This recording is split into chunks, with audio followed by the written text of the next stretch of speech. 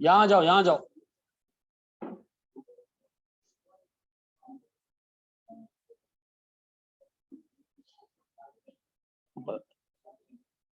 ये कहां गए मैं सारे? तो उनको बुलाओ ना, मनुष्यों को।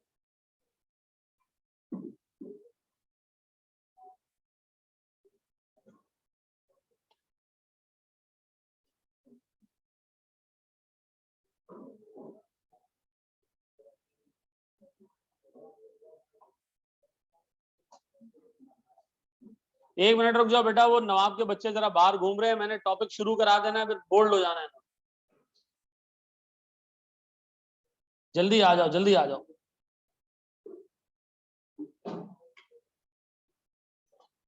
अच्छा जी, चलें सर, अल्लाह का नाम लेते हैं, हम शुरू करते हैं जनाब।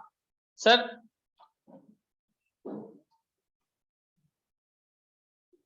मेरे पास प्रोडक्शन कॉस्ट का मतलब है वो कॉस्ट जो गुड्स प्रोड्यूस करने पे इनकर हो रही। डन। अच्छा, अब देखें, इसके अलावा हमारे पास एक कॉस्ट होती है, कौन सी? प्रोडक्शन कॉस्ट के अलावा नॉन मैन्युफैक्चरिंग कॉस्ट। ऐसा,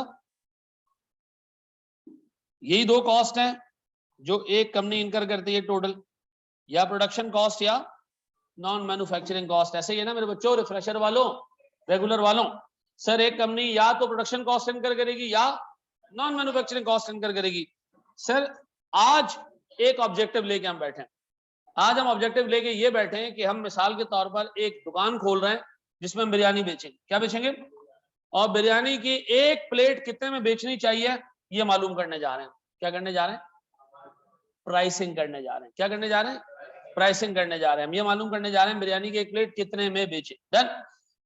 जब आप प्राइसिंग करने जाते हो तो इसका मतलब आप वो अमाउंट निकालना चाह रहे हो जो आप अपने कस्टमर से रिकवर करोगे। अच्छा, कस्टमर से हम क्या रिकवर करते हैं? टोटल कॉस्ट, चाहे वो प्रोडक्शन हो, चाहे वो नॉन मैन्युफैक्चरिंग हो, चाहे वो प्रोडक्शन हो, चाहे वो नॉन मैन्युफैक्चरिंग हो, हम अपने कस्टमर से मुकम्मल कॉस्ट रिकवर करते हैं। इसके साथ साथ मेरे बच्चों हम क्या रिकवर करते हैं? सर प्रॉफिट रिकवर करते हैं। ये दोनों चीजें हम रिकवर करते हैं किससे?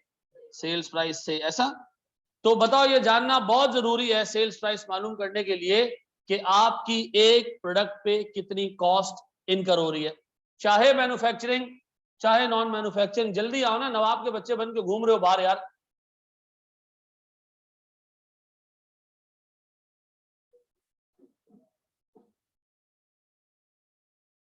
दुल्हन की तरह वेट कर रहा हूं तुम्हारा मैं।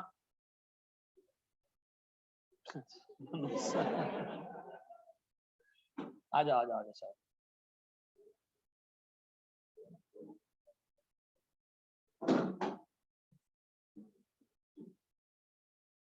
बैठ जाओ।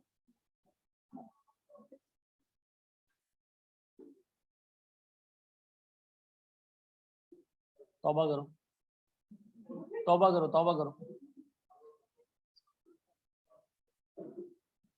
अच्छा जी सर, तो हम मालूम करने जा रहे हैं सर सेल्स प्राइस, एक प्रोडक्ट को हम कितने रुपए में बेचें ताकि हमें क्या क्या मिले? अपनी टोटल कॉस्ट रिकवर हो जाए और साथ ही साथ क्या रिकवर हो जाए? हमारा प्रॉफिट रिकवर हो जाए। अब देखो एक चीज दिमाग में रखना मेरे बच्चों, मैं प्राइसिंग कर रहा हूं, मैं अकाउंटिंग नहीं कर रहा। मैं प्राइसिंग कर रहा हूं, मैं अकाउंटिंग। देखो अकाउंटेंट को ये जानना बहुत जरूरी होता है कि प्रोडक्शन कॉस्ट कितनी इनकर हो रही है, नॉन मैन्युफैक्चरिंग कितनी हो रही है, दोनों का अकाउंटिंग ट्रीटमेंट अलग अलग है। लेकिन जब मैं बात करूंगा प्राइसिंग की तो दोनों की अकाउंटिंग ट्रीटमेंट की बात नहीं होगी। खर्चा खर्चा है, चाहे वो मैन्युफैक्चरिंग हो चाहे वो नॉन मैन्युफैक्चरिंग। सुनना जरा दोस्त गौर से, मुझे एक बात बताओ सर, मैं बिरयानी की प्लेट खाने गया, पहला कस्टमर, और मिसाल के तौर पर ये बिरयानी की दुकान खोली आशिर ने, ठीक है जी, आरिश ने, सॉरी आरिश ने बिरयानी की दुकान खोली है, मैं इसके पास पहली प्लेट खाने जा रहा हूं। सर इस बंदे ने कहा सर मैं प्लेट की ना कॉस्टिंग आपके सामने ही कर देता हूं।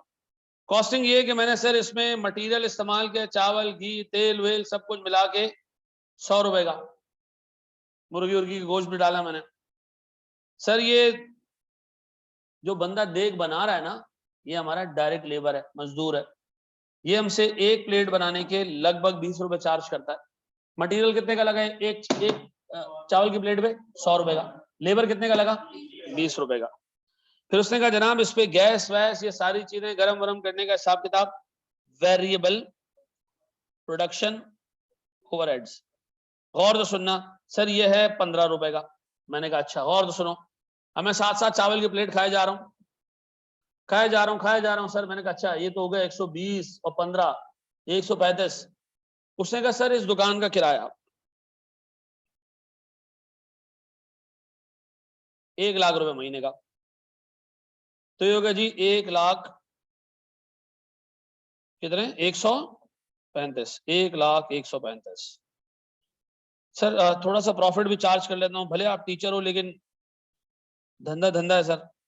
प्रॉफिट में चार्ज कर रहा हूँ 20% का, 20,007 रुपए या 20,057 रुपीज ऐसा। मैंने कहा अच्छा, अंदाजे से। इसने कहा जी ये बिरयानी हो गई 1,20,000 समथिंग। मैंने कहा तुम्हारा दिमाग खराब हो गया, एक बिरयानी की प्लेट 1,20,000 रुपए की, क्या चाह रहा है भाई तू? इससे सुनो सुनो सुनो सुनो मेरे बच्चों, देखो कॉन्सेप्ट क्लियर करने ताकि आप गलती ना करके आओ। मैं फिर रिपीट कर रहा हूं, मैं अकाउंटिंग नहीं कर रहा, मैं क्या कर रहा हूं? मैं प्राइसिंग कर रहा हूं। बिल्कुल ओवरहेड्स का चैप्टर है मेरे बच्चों। अब बताओ सुनो, इस बंदे का डायरेक्ट मटेरियल मेक सेंस 100 रुपए का, मैं कह रहा हूं इससे 20 रुपए का डायरेक्ट लेबर भी सेंसिबल है। बिरयानी की प्लेट दे रहे हो ना, 20 रुपए का लेबर समझ में आता है, 15 रुपए की गैस समझ में आती है। ओ भाई अल्लाह के बंदे, जो तू 1 लाख रुपए लगा रहा है रेंट के, ये तो पूरे महीने का रेंट है ना। ओ भाई सारा मुझसे रिसीव करेगा क्या? उसने कहा सर फिर क्या करूं? मैंने कहा भाई ये तेरे फिक्स्ड ओवरहेड हैं, ये एक यूनिट पे इनकर नहीं होता। यानी ऐसा नहीं है कि तूने एक यूनिट बनाया तो 1 लाख रुपए की कॉस्ट आ गई, दूसरा यूनिट बनाओगे तो 1 लाख रुपए की और कॉस्ट आएगी, ऐसा नहीं है। आपने पूरे महीने के कितने पैसे पे करने? 1 लाख। ये किससे रिकवर होने चाहिए? ये एक कस्टमर से रिकवर होने चाहिए? नहीं, किससे रिकवर होने चाहिए? यार आइंदा के बाद मेरे बाद क्लास में कोई नहीं आएगा, मैं बता रहा हूं, ठीक है जी? ये बदतमीजी में काउंट होता है, ठीक है जी? अब बताएं सर, क्या ये एक कस्टमर से एक यूनिट से रिकवर करना? नहीं, ये किससे रिकवर होने चाहिए? एक महीने में जितने लोग आए उनसे। ऐसा है? तो सर कस्टमर ने कहा ठीक है सर, इसने आरिश ने कहा ठीक है, आप एक काम करें प्लेट खा के चले जाएं, पैसे आपसे चार्ज नहीं कर रहा। मैंने कहा वो क्यों? उसने कहा सर पैसे इसलिए चार्ज नहीं कर रहा कि मुझे पता ही नहीं है कि पूरे महीने में कितने लोग आए।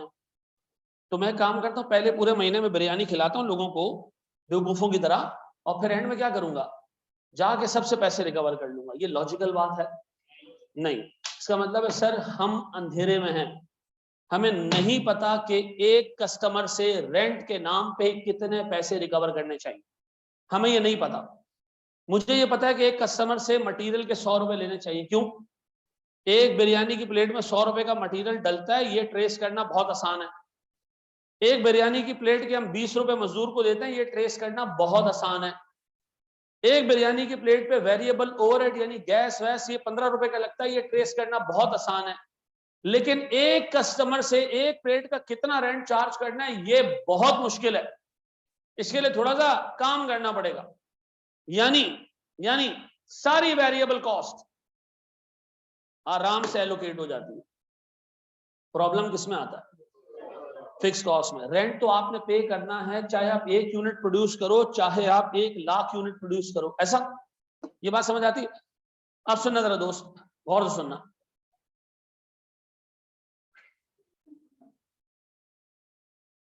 अल्लाह करे कोई लड़का होता मैं जवाब देता।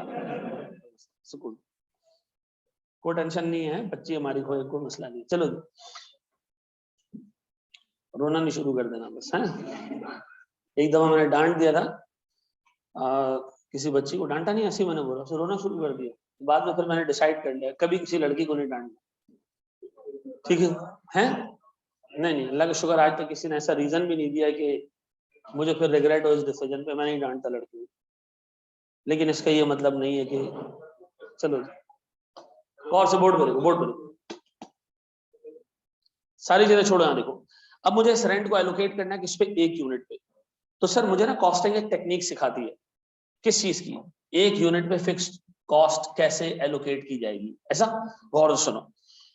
सर मैं करूंगा क्या पता है, मैं कौन हूं? बिरयानी बेचने वाला। मैं करूंगा ये साल के पहले दिन 2 काम करूंगा। कितने काम?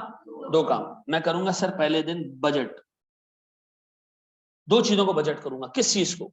Number 1 fixed overheads. मैंने सोचा भाई पूरे साल में कितने रुपए का फिक्स्ड ओवरहेड इनकम होगा, पता चला रेंट है खाली और कुछ नहीं है। मैंने कहा जी 1 लाख महीने में, सॉरी 1 महीने में कितने रुपए का खर्चा आएगा? ये कब सोच रहे हैं बैठ के हम? महीने के पहले दिन बैठ सोच रहे हैं, अभी किया कुछ नहीं है। हमने ये सोचा महीने में इंशाअल्लाह ताला आउटपुट, सर इंशाअल्लाह ताला महीने में सर 5000 प्लेटें हम बेचेंगे। कितनी? तो बताओ एक प्लेट से कितने रुपए रिकवर होने चाहिए? एक प्लेट से कितने रुपए रिकवर होने चाहिए? 20 रुपीज। एक प्लेट से कितने रुपए रिकवर होने चाहिए? 20 रुपए। ऐसा मुझे बताओ ये 20 रुपए क्या है? Overhead recovery rate. Overhead recovery rate. हम कह रहे हैं कि जी इंशाअल्लाह ताला पूरे साल में 1 लाख रुपए का रेंट होगा या पूरे महीने में, और पूरे महीने में यूनिट्स कितने बनेंगे? 5000। अगर मैं हर एक कस्टमर से 20-20 रुपए रिकवर करूं हर प्लेट में, तो मैं इवेंचुअली पूरे महीने में कितने रुपए कस्टमर से रिकवर कर लूंगा? 1 लाख। और यही मेरा रेंट होगा, मेरी जिंदगी सुकून में होगी। बताओ ये काम क्यों कर रहे हो? सर ताकि अपनी फिक्स कॉस्ट तरीके से अपने कस्टमर से रिकवर कर सकूं। एक प्लेट में कितना मटेरियल डलता है ये मालूम करना आसान है? हाँ। एक प्लेट पे मजदूर को कितने पैसे देते हैं मालूम करना आसान है? हाँ। एक प्लेट पे गैस वैस कितनी लगती है वेरिएबल ये मालूम करना आसान है? हाँ। लेकिन एक प्लेट के अगेंस्ट हम कितने रुपए का रेंट कस्टमर से चार्ज करें ये मालूम करना मुश्किल है। तो हमें क्या लगाना पड़ रहा है? अंदाजा। क्या लगाना पड़ रहा है? अंदाजा। कितना अंदाजा लगाया हमने कि पूरे साल में कितने रुपए का ओवरहेड आएगा? 1 लाख का। यूनिट्स कितने बनेंगे? 5000। हमें अपने कस्टमर से कितने रुपए का रेंट चार्ज करना चाहिए? 20 रुपए पर प्लेट। 20 रुपए। तो मैंने कहा भैया इसको थोड़ा ऐसे कर लो कि 1 लाख की जगह क्या कर लो? 20। अब कितने हो गए? कितने? 150। इस पे आप 20% का प्रॉफिट चार्ज कर लो। ये कितना हो जाता है जनाब? 31 रुपए का। आप मुझे 186 रुपीज की प्लेट बेच दो, मेक सेंस। और तो सुनना, 186 रुपए की प्लेट बेचोगे तो सही है। मुझे बताओ इस 186 रुपए में सारी चीजें एक्चुअल है? नहीं, एक अंदाजा है। एक अंदाजा है, वो क्या है? सर 20 रुपए अंदाजे से हमने अपने कस्टमर से रिकवर किए। ये रेट कब कैलकुलेट किया? पहले महीने के पहले दिन। क्या सोच के कि कितने रुपए का खर्चा आएगा? 1 लाख का। कितने यूनिट बनेंगे? कितने अंदाजे लगाए? 2 अंदाजे। सर उसके बाद रेट निकला कितने का? 20 रुपए का। मैंने सर हर कस्टमर से 20 रुपए रिकवर करना शुरू किए। किसमें? प्राइस में। किसमें? 186 रुपए जब अपने कस्टमर से रिसीव कर रहे हो, उसमें मटेरियल के लिए कितने रिसीव कर रहे हो? लेबर के लिए कितने रिसीव कर रहे हो? सर वेरिएबल ओवरहेड के लिए कितने रिसीव कर रहे हो? प्रॉफिट कितना कमा रहे हो? 31 रुपए। और सर 20 रुपए आप ले रहे हो रेंट के नाम पे अपने कस्टमर से। ऐसा पूरे महीने पूरे महीने पूरे महीने। मैंने सर काम करता रहा सर। पता चला मैं अपने कस्टमर से 5000 यूनिट की जगह सर 4800 यूनिट बेच पाया। कितने? 4800 यूनिट बेच पाया। सर मैंने कितने रुपए अपने कस्टमर से रिकवर किए मेरे बच्चों? सर 20 रुपए के हिसाब से कितने?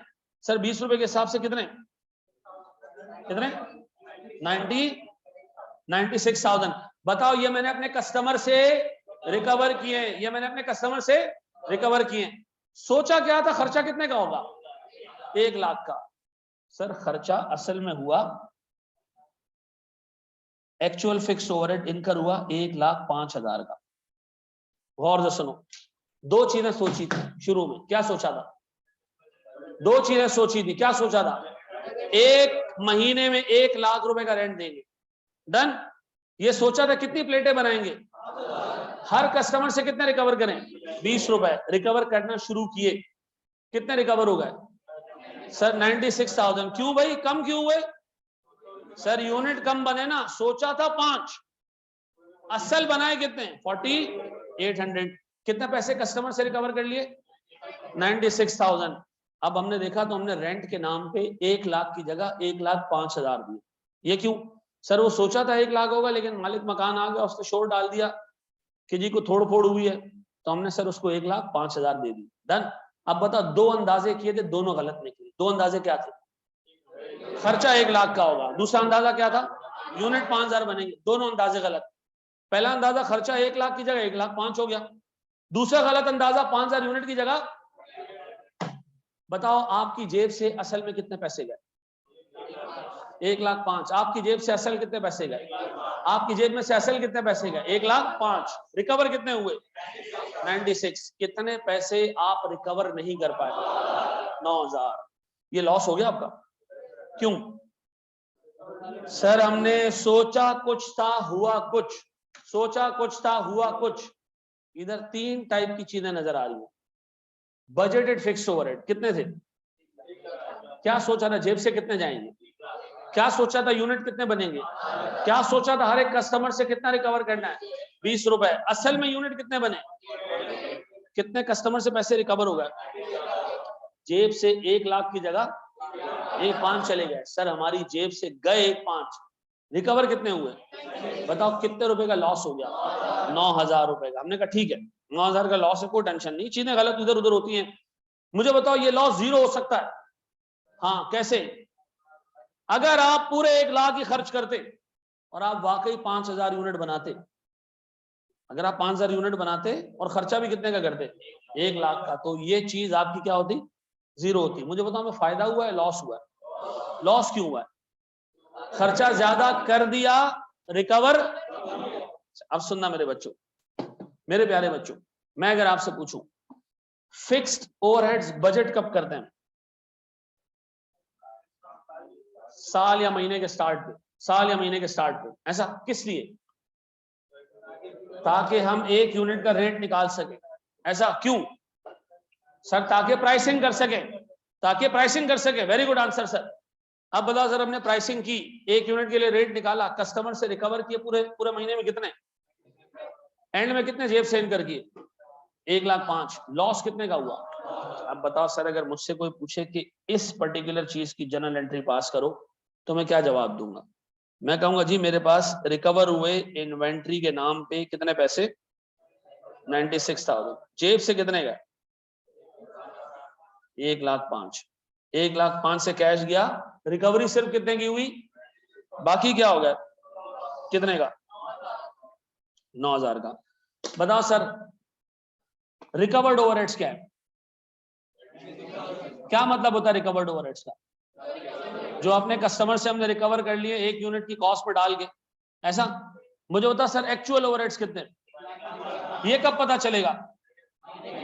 ये महीने या साल के एंड में पता चलेगा। ऐसा? एब्जॉर्ब्ड ओवरहेड्स जो रिकवर्ड ओवरहेड्स ये कब पता चलेंगे?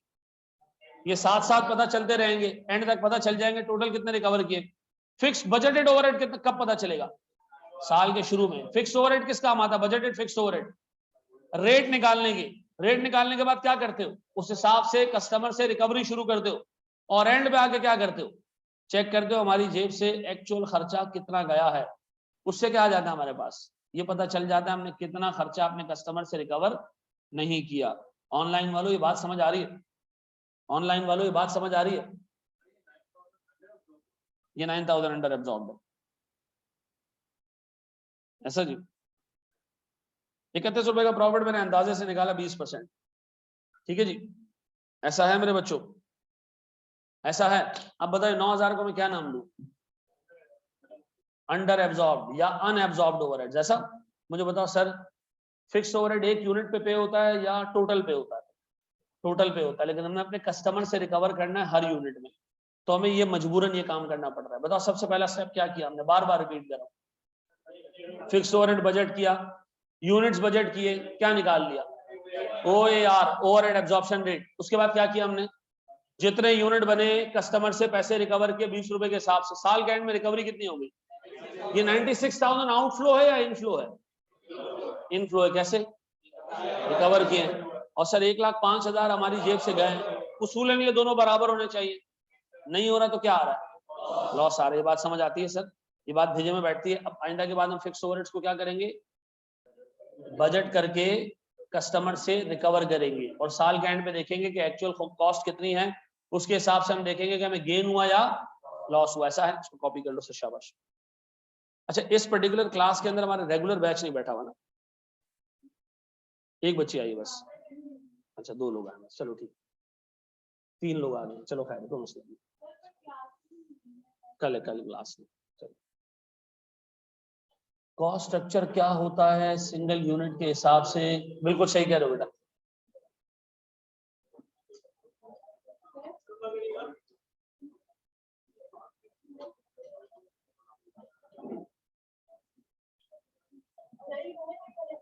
ये ओवरहेड वाला चैप्टर, जी बेटा, फर्स्ट चैप्टर नहीं है, थर्ड चैप्टर है,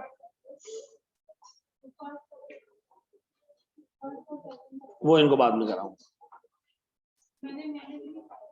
तो वो बाद में पढ़ लेंगे, ठीक है। पढ़े हम आगे, ये रेगुलर की क्लास नहीं है, वीक में 5-5 क्लासें होंगी, तुम लोग रेगुलर वालों अभी थोड़ा सा ना ये अलग अलग बैच चलाएंगे, हम वेट करेंगे, आप की जो नेचुरल खसलत है उसका वेट करेंगे। नेचुरल खसलत क्या है? अभी आप लोग थोड़ा टाइम में रिकॉर्डिंग में चले जाओगे, फिर हम बैचेस मर्ज कर देंगे, हैं?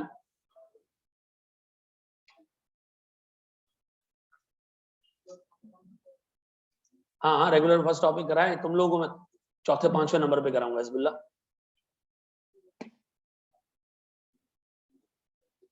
बिल्कुल बिल्कुल सकलैन, बिल्कुल।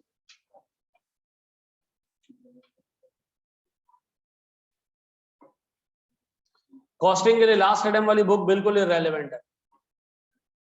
हाँ, आपको कॉस्टिंग के लिए नई बुक लेनी पड़ेगी, नहीं कर रहा मैं, बस सही टेक्स्ट तो आप अपने पास रखें चेक करने के लिए कि टीचर पूरी चीज करा रहा है नहीं करा रहा है, लेकिन मैं हर बैच में अपनी किताब चेंज करता हूँ। पीडीएफ मिल जाएगी आपको, लेकिन पीडीएफ ठीक है जी, घर पे भी भिजवा देता हूँ सर, ठीक है, सब कर देंगे जैसे आपको फिक्स है, बिल्कुल बेटा सॉलिड। चले जी, बड़े हम आगे दोस्त। हमारी कॉस्ट की बुक कहां से मिलेगी? क्लास के एंड पे सारी डिटेल बताता हूं, लेकिन अभी लॉजिस्टिक के मसाइल छोड़ के फोकस करो पढ़ाई पे, ठीक है जी। बड़े मेरे बच्चों आगे, कॉस्टिंग वालों जितने बच्चों का पेपर फेल हुआ है, जो फेल होके आ रहे हैं, मेरी तमाम लोगों से एक इल्तिजा है, इस पूरे कोर्स को ऐसे लेके चलना जैसे तुम फर्स्ट टाइम पढ़ रहे हो, नहीं तो तुम्हारा जो फेल होने का गिल्ट है तुम्हें ना, वो ले डूबेगा। हर पॉइंट पे तुम्हें लगेगा कि यार मैं फेल हुआ हूं, मैं फेल हुआ। ऐसे ट्रीट करो ये एसीसीए का पेपर है और तुम अभी सीए का पेपर दे के आ रहे हो और तुम वहां पास हो चुके हो, ठीक है जी। मैं तुम्हें इसलिए बता सकता हूं कि मैंने बीएफडी का पेपर 3 दफा दिया। पहली दफा पेपर दिया, रुक गया पेपर। दूसरी दफा पेपर दिया, मैं इतना अपसेट था, थोड़े टाइम पहले ही जो है वो मेरी वालदा इस हद तक बीमार पड़ी थी कि डॉक्टर्स ने जवाब दे दिया था कि इनके चांसेस बहुत कम है, और मैं उस ससना में पेपर देने गया था तो मेरा दिमाग ही नहीं चल रहा था।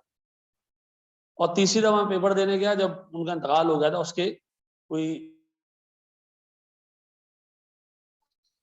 तो जब मैं तीसरी दफा पेपर देने गया ना, तो मैं किताब खोलता था तो मुझे मतलब अजीब सी चीजें सामने आती थी, परेशान मैं कि यार ये चैप्टर तो मैं उस वक्त पढ़ता था जब अम्मी हयात थी, यार इस पेपर में तो फेल हुआ। मैं जिंदगी में कभी एक पेपर में एक से ज्यादा दफा फेल नहीं हुआ। बीएफडी के पेपर के अलावा उससे पहले सिर्फ कंपनी लॉ, कॉर्पोरेट लॉ का पेपर था जिसमें मैं रुका था, और बीएमबीएस का पेपर था सी इंटर में। 2 पेपर मैंने रुके थे टोटल, तीसरा पेपर मेरा बीएफडी रुका है। टोटल मेरे पूरे सीए में 3 पेपर रुके थे। जो थर्ड पेपर था ना, उसने मुझे हिला के रख दिया था इमोशनली। फिर एक पॉइंट पे आया, मैंने आखिरी के 20 दिन बच गए ना जब, और नहीं पढ़ा जा रहा था मुझसे, बार बार फील होता था यार ये तो इतना आसान था, मैं फेल कैसे हो गया यार, लानत है यार। एक पॉइंट पे मैं अपने आप को समझाया बैठ, मैंने कहा नहीं यार, आप इसको ऐसे ट्रीट करो जैसे कि आप किसी नई अकाउंटेंसी बॉडी का पेपर देने जा रहे हो। आप सुकून में आ जाओ, आप अपने आप को एक रेगुलर स्टूडेंट ट्रीट करो, आप अपने आप को एक स्ट्रगलिंग स्टूडेंट ट्रीट करो कि यार मुझे चीजें देर से समझ आती है, मेरे को बहुत कम टाइम। यकीन करो एक दिन लगा, लेकिन मैं आहिस्ता आहिस्ता एडजस्ट होता गया। और फिर जब मैं पेपर देने गया तो मैं यही सोच के जा रहा था कि मैं पहली दफा अटेम्प्ट करने जा रहा हूँ।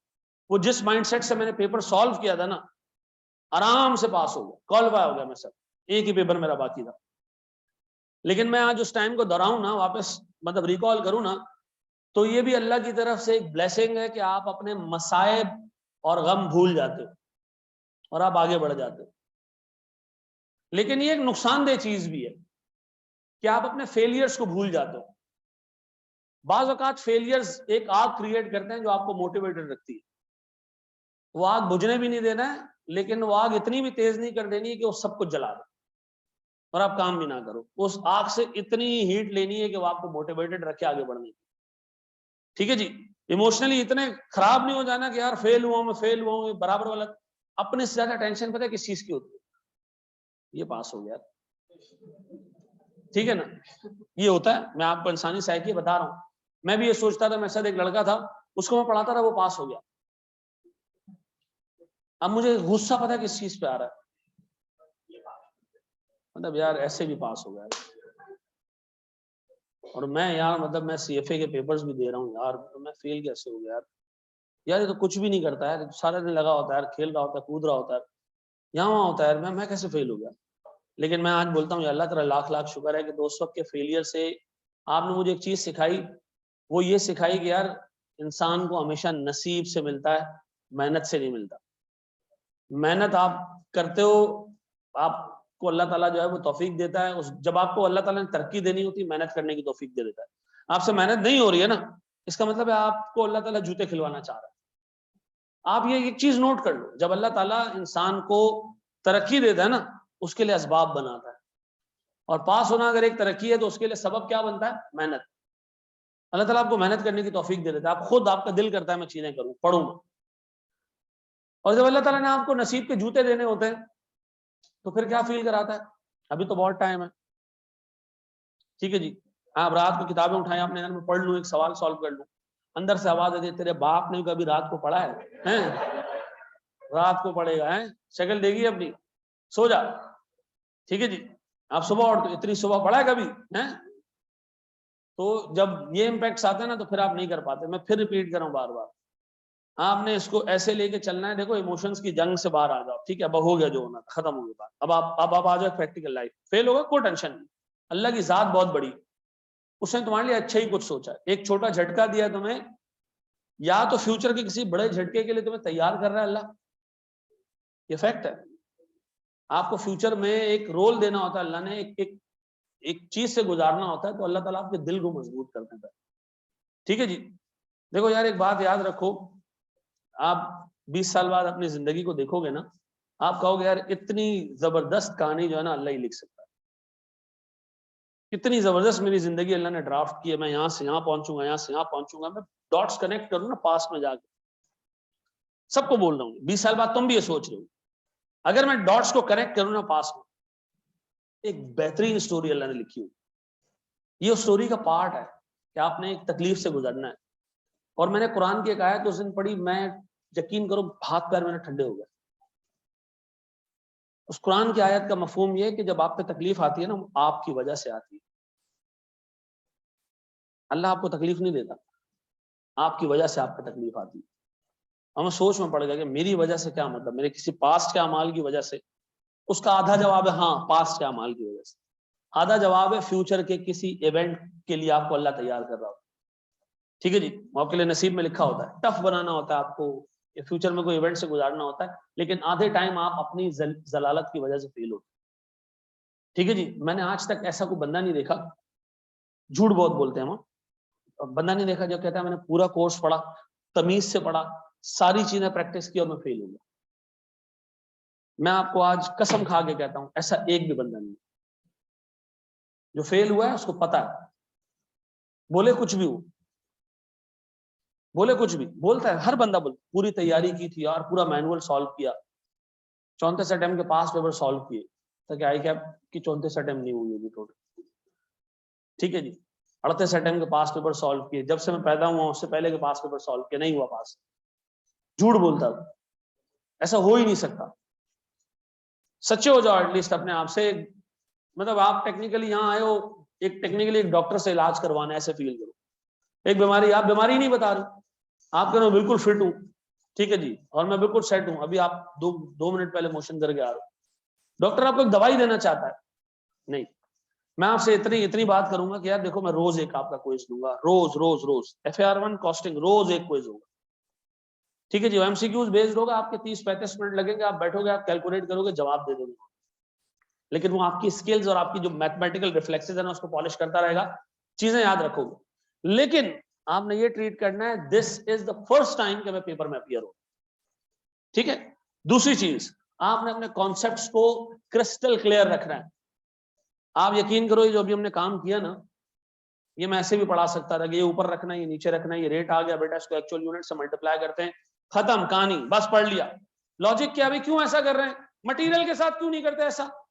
क्योंकि मटेरियल एक यूनिट के लिए ट्रेस करना बहुत आसान है। सर अगर फिक्स्ड ओवरहेड भी मैं रेंट भी पर यूनिट पे कर रहा होता तो मैं शायद ये काम ना करता। रेंट कैसे पे कर रहा हूं मैं? टोटल बेसिस पे, ऐसा। अब बताओ सर, अगर मैं इसको 3 स्टेप्स में डिवाइड करूं, फिक्स्ड ओवरहेड बजट करना है, यूनिट्स बजट करने, नंबर 2 ओवरहेड एब्जॉर्प्शन रेट निकालना है, नंबर 3 सर जितने यूनिट्स प्रोड्यूस हो कस्टमर से रिकवर करना है पैसा, और फिर एंड में क्या करना है, एक्चुअल कॉस्ट से कंपेयर करके क्या निकाल लेना है। निकाल के दोगे? दो सवाल पक्का? ये कर लिया कॉपी?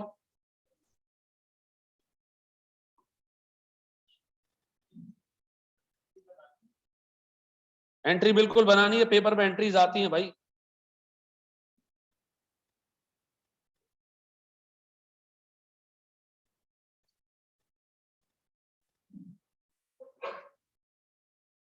बिल्कुल बेटा।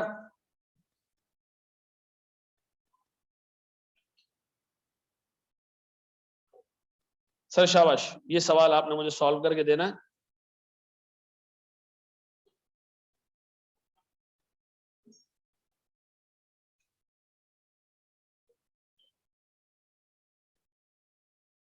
शाबाश जी।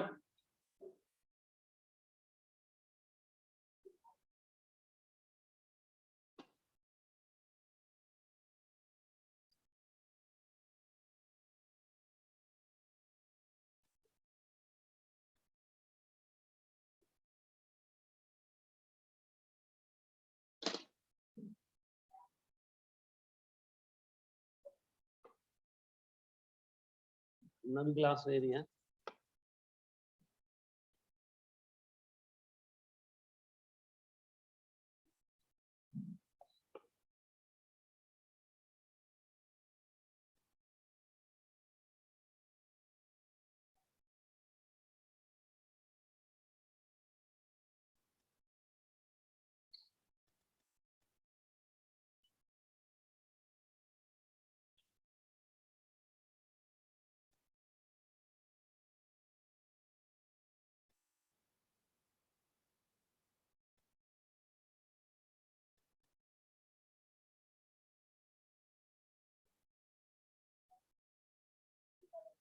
जी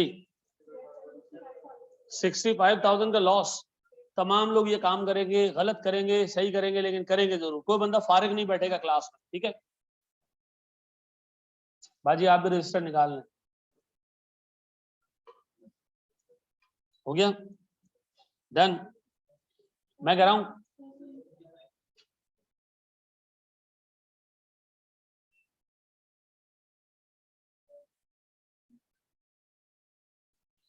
चलिए, देखो मैंने क्या किया, 6.5 लाख रुपए की मेरी फिक्स कॉस्ट है, बजटेड बजटेड बजटेड बजटेड साल के पहले दिन, divided by number of units कितने, 16,250 बजटेड, ये भी बजटेड, ये भी बजटेड। रेट 40 रुपए पर यूनिट, 40 रुपए पर यूनिट, ऐसा। ये हमने क्या कब कैलकुलेट किया? साल के शुरू में। अब बताओ सर मेरे प्यारे बच्चों, मेरे पास कितने यूनिट साल में बने? 13,000। तो मैं रिकवर्ड ओवरहेड्स निकालूं सर, 13,000 इंटू 5 लाख, 5-20 हमने अपने कस्टमर से रिकवर कर लिए। अब बताओ आपकी जेब से भी 5-20 गए, 5। तो सर हमारे पास 65,000 का क्या आ गया? लॉस आ गया। अब अगर एग्जामिनर कहे कि इसकी जर्नल एंट्री पास करना, तो मैं कहूंगा जी मैंने स्टॉक बनाया या कस्टमर से पैसा रिकवर किया कितना, 5,20,000, ठीक है जी। और जेब से पैसे इनकर किए कितने, और सर मेरे पास लॉस आ गया। Loss, profit and loss account कितना, ऐसा। अच्छा एक बात बताओगे, ये 40 रुपए को कोई बंदा एक्सप्लेन कर सकता है टेक्निकली ये 40 रुपए क्या इंडिकेट कर रहे हैं?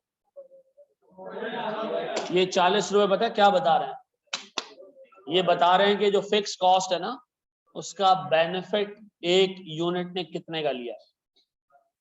40 रुपए का बेनिफिट एक यूनिट ने लिया है। मिसाल के तौर पर एक क्लास है, इसमें 250 चेयर्स पड़ी हुई है इस वक्त से, मिसाल के तौर पर 70-80 खाली हैं इस वक्त क्लास में से। मिसाल के तौर पर कितना बच्चा बैठा होगा, अंदाजन मैं लगा लूं तो ये तकरीबन कोई 160-170 बच्चा बैठा होगा, ठीक है जी, 150 बच्चा बैठा होगा। चलो अब मुझे एक बात बताओ, इस पूरे क्लास का जो रेंट है वो से 15 लाख रुपए, 150 बच्चा बैठा हुआ, ठीक है जी, साल का रेंट इसका 15 लाख रुपए। तो सर इसका मतलब है एक कस्टमर या एक स्टूडेंट जो है वो रेंट का कितना बेनिफिट ले रहा है सर, 1000 रुपए का। ऐसा कितने का, 1000 रुपए का या 1500 रुपए का, 1000 रुपए का या 10,000 रुपए का, जो भी है 10,000 रुपए का बेनिफिट ले रहा है। इसका मतलब ये कि सर हर एक स्टूडेंट के अगेंस्ट ARTT को रेंट पड़ रहा है 10,000 का, तो हमें फीस भी क्या करनी चाहिए, अकॉर्डिंगली लेनी चाहिए, बढ़ानी नहीं चाहिए। मैं जब वो कह रहा हूँ बढ़ानी चाहिए जी।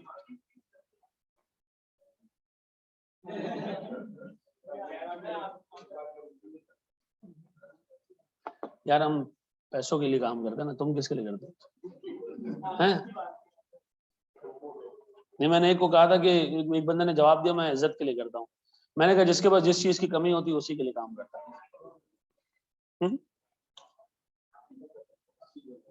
बड़े हम आगे ये नेपोलियन को कहा था एक ब्रिटिश सिपाही ने, जो है नेपोलियन को ये कहा था कि तुम जो है ना वो कुत्ते हो, तुम पैसों के लिए लड़ते हो। तो नेपोलियन ने कहा तुम लोग किस लिए लड़ते हो? उसने कहा हम प्राइड के लिए लड़ते हैं, इज्जत के लिए लड़ते हैं। उसने कहा भाई जिसके पास जो नहीं होता उसी के लिए लड़ता। ठीक है जी, बड़े हम आगे दोस्त। देखो जब आप कोई इन्वेंट्री क्रिएट करते हो ना, पहले कॉस्ट उसमें डालते हो, फिर कस्टमर से रिकवर करते हो। ठीक है जी, मैं यहाँ कॉस्ट ऑफ गुड्स सोल्ड भी डेबिट कर सकता हूँ, कोई टेंशन नहीं। ठीक है जी मेरे बच्चों, बड़े हम आगे, डन। चलो एक सवाल और, अब सवाल पे सवाल करने हमने। तो ये बेटा हमने गुड्स ही प्रोड्यूस किया ना, जिसमें हमने ये खर्चा इनकॉर्पोरेट किया होगा। क्या चीज? नहीं, पैसे ये बेच के आएंगे ना। मिसाल के तौर पर पहले स्टेप पे तो इन्वेंट्री बनेगी ना, सेट है। थोड़ा सा आगे जाने दो चीजें और। चलो जी, शाबाश मेरे बच्चों।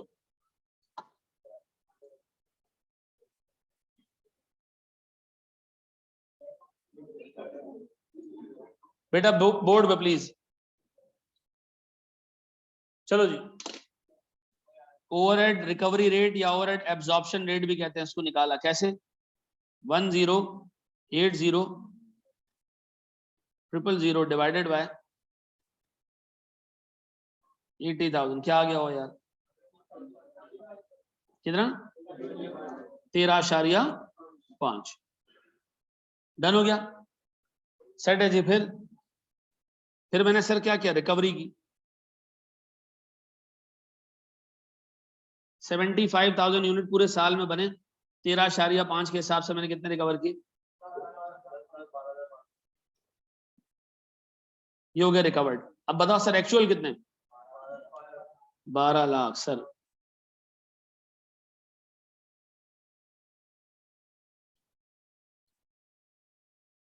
बताओ मैं कितने रुपए का लॉस हुआ? हाँ भाई, ज़ारा तुमसे हो गया था ये?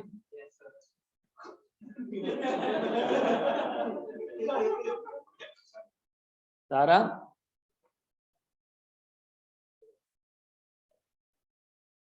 चलो जी, मेरी बेटी क्लास ले रही है, मैं उसको बोल रहा है तू सारा है? अच्छा चलो जी, बड़े हम आगे दोस्त, प्यारे मेरे बच्चों आगे बढ़ते हैं हम सर, शाबाश। अच्छा एक बात बताओ, सुनो सुनो सुनो, सारी चीजें छोड़ दो, बोर्ड पे फोकस करो। ये कर लिया, सबने कर लिया? कोई एक बच्चा जिसको ये नहीं समझ आया मैं दोबारा बता दूं। डन, क्लियर, डस्टेड, आगे बढ़ते हैं। सुनो मेरे बच्चों, सुनो सुनो सुनो सुनो, सारी चीजें छोड़ो, फोकस करो इस चीज के ऊपर। सर गौर से सुनना, सर हमारे पास ना बजटेड फिक्स्ड ओवरहेड है 2 लाख रुपए का। कितने का? लेकिन हमारी फैक्ट्री में 2 प्रोडक्ट्स बनते हैं, 2 प्रोडक्ट्स बनते हैं हमारी फैक्ट्री में। ठीक है, एक प्रोडक्ट ए, एक product B. Sir product A और प्रोडक्ट बी के बजटेड यूनिट्स, सर ये बनेगा 1000, ये बनेंगे 5000। ए बनेगा 1000 यूनिट और बी बनेगा, दो प्रोडक्ट्स बनाते हैं। सर बताओ अब फिक्स्ड ओवरहेड को कैसे एलोकेट करें? इन दोनों को ऐड कर दें और डिवाइड कर दें 2 लाख को, हैं? ना ना, मुझे एक बात बताओ क्या करें, या बराबर बराबर एलोकेट कर दें, 2 लाख को डिवाइड कर दें 2 से, रेशियो में बना दें, थोड़े ए को एलोकेट कर दें, थोड़ा बी को एलोकेट कर दें। ए को अगर एक रुपया दे तो बी को 5 रुपए दें, ऐसे ही कह रहा हो ना? सुनो सुनो सुनो सुनो सुनो मेरा बच्चा प्लीज बोर्ड पे। सर ए के 1 यूनिट पे लगते हैं 2 घंटे, कितने? 2 घंटे। सर बी के 1 यूनिट पे लगते हैं 10 घंटे। अब सुनो, ए का 1 यूनिट बनाने में सिर्फ 2 घंटे लगते हैं, 2 घंटे वो फैक्ट्री में बनता है, प्रोड्यूस होता है, फिर निकल जाता है फैक्ट्री से। बी का 1 यूनिट फैक्ट्री में 10 घंटे गुजारता है।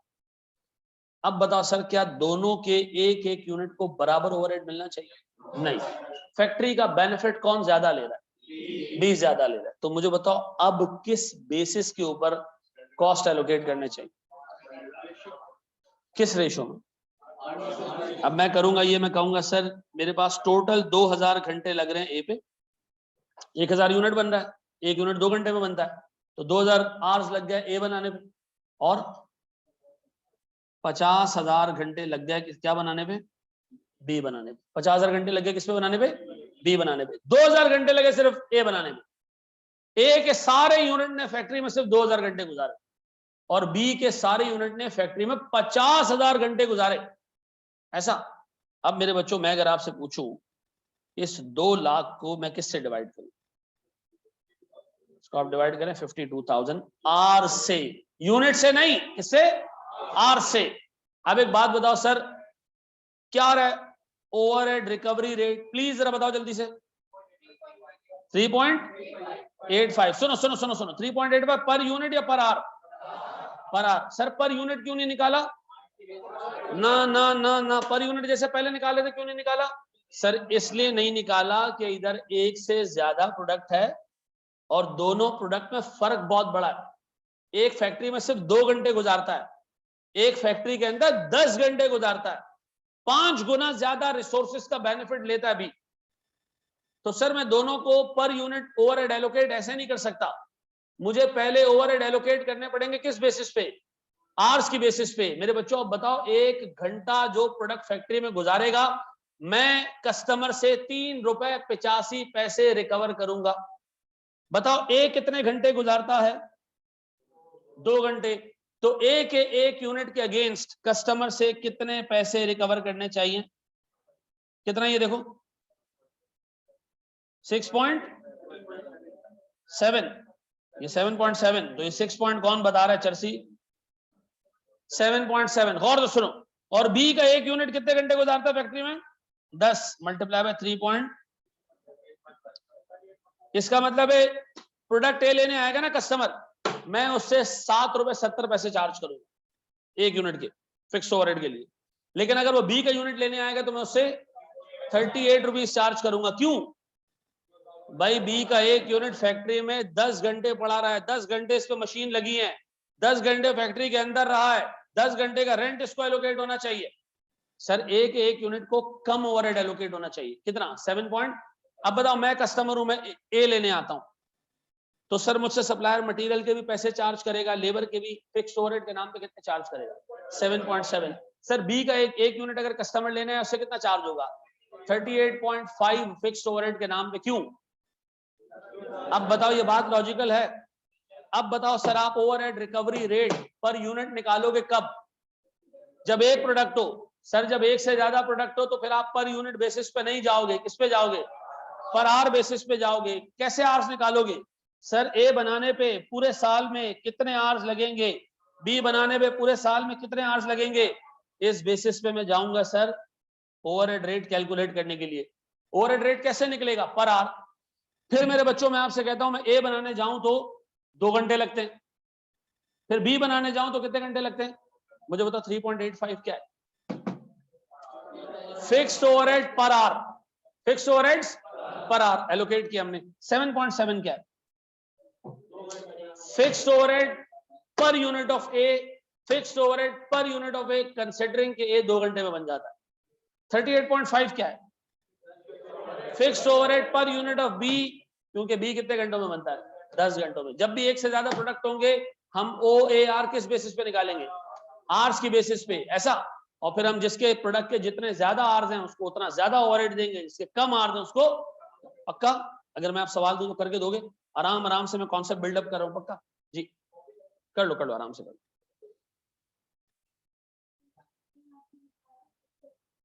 पर unit of A,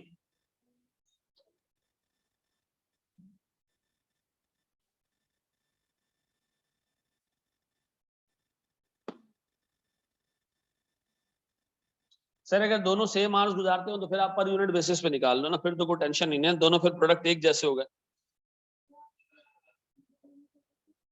per unit निकाल लो, ठीक है।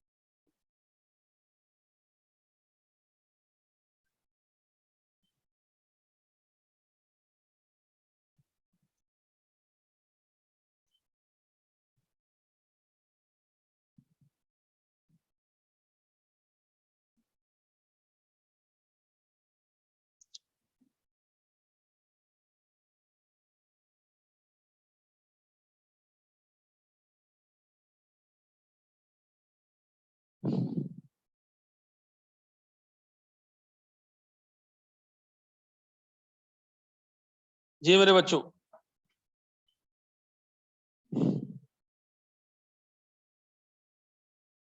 बड़े आगे हम। यार मुझे एक बात बताओ, ये मैंने अभी तक आपको बताया कि एक्चुअल ओवरहेड्स कितने? नहीं, मैंने अभी आपको सिर्फ क्या कैलकुलेट करना सिखाया, रेट, ऐसा। दो एक सवाल, तैयार हूं? शाबाश मेरे बच्चों।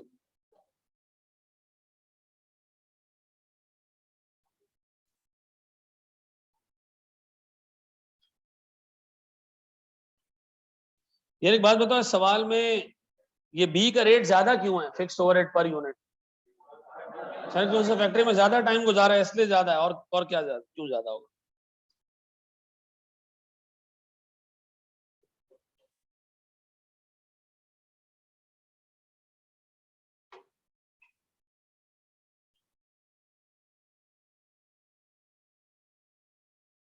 बजटेड प्रोडक्शन, शाबाश। आपने 480 को किससे डिवाइड किया? 96,000 से क्या आ गया? 5 रुपए पर यूनिट? नहीं सर, आर। अब बता सर, ए कितने घंटों में बनता है? 4 घंटों में बनता है, तो 5 रुपए के हिसाब से 20 रुपए पर यूनिट। बी कितने घंटों में बन रहा है? 8 मल्टीप्लाई 5 कितना? ऐसा है मेरे बच्चों, पक्का डन। बड़े एक स्टेप और आगे, सर एक और सवाल लें। ये कितने लोगों से नहीं हुआ है? किसका? एक्चुअल तो है ही नहीं ना सवाल में।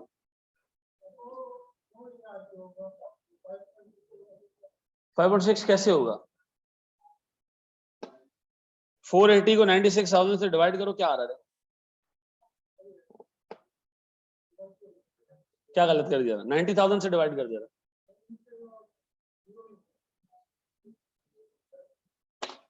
चलो जी मेरा बच्चा, ये कह रहा हूं, ये तो देखो पर यूनिट हो गया ना। आपको पता चल गया 1 घंटे के अगेंस्ट मुझे कितने रुपए का ओवरहेड देना चाहिए? 5 का। ए पे कितने घंटे लग रहे हैं? 4।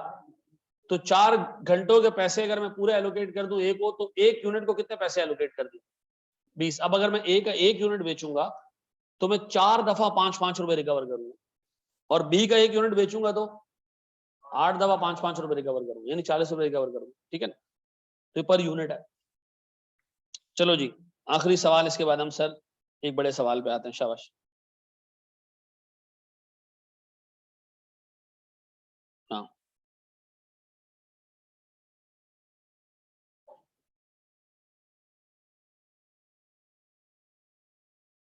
ऊपर जा भाई।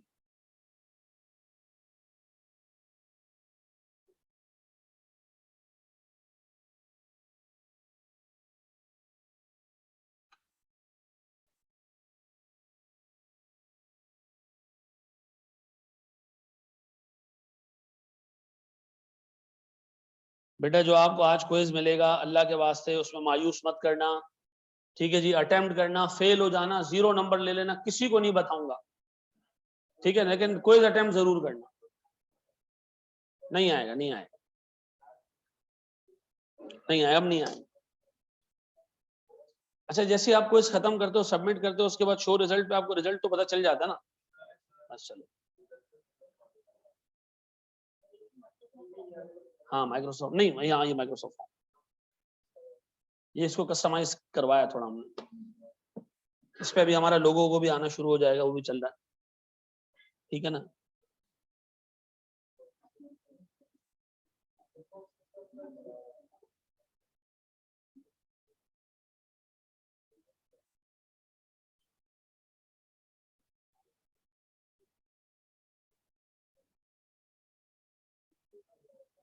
जी मेरे बच्चों, क्या आ रहा है? Overhead absorption rate per hour या पर यूनिट? Per hour. पहले पर आवर कितना आ रहा है बताओ।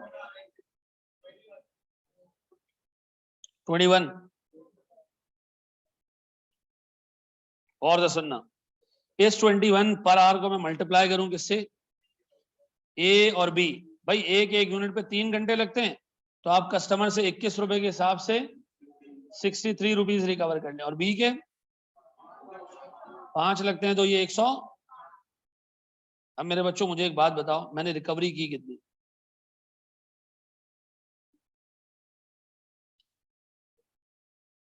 भाई ए और बी ये बने 2750 और 6000 यूनिट। इसके एक एक यूनिट पे कस्टमर से 63 और इधर 105 रुपए रिकवर के, कितना आ रही?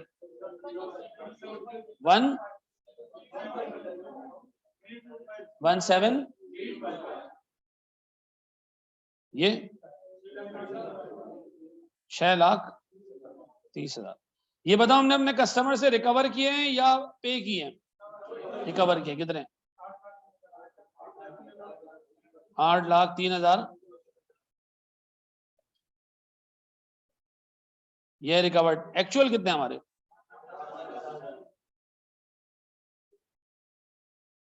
इसका मतलब है भाई हमने तो कम रिकवर की। 46,750 शॉर्ट है, ऐसा? ये लॉस है हमारा। कितने लोगों ने सही कैलकुलेट कर लिया? तो इसमें कोई ऐसी बड़ी बात नहीं है बेटा, ठीक है जी।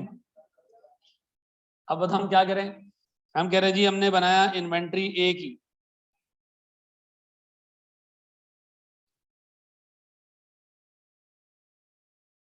यार मैं बिल्कुल ग्राउंड से ना कॉन्सेप्ट बना रहा हूं, ठीक है जी। तो अल्लाह के वास्ते थोड़ा साथ देना है तुमने, ठीक है।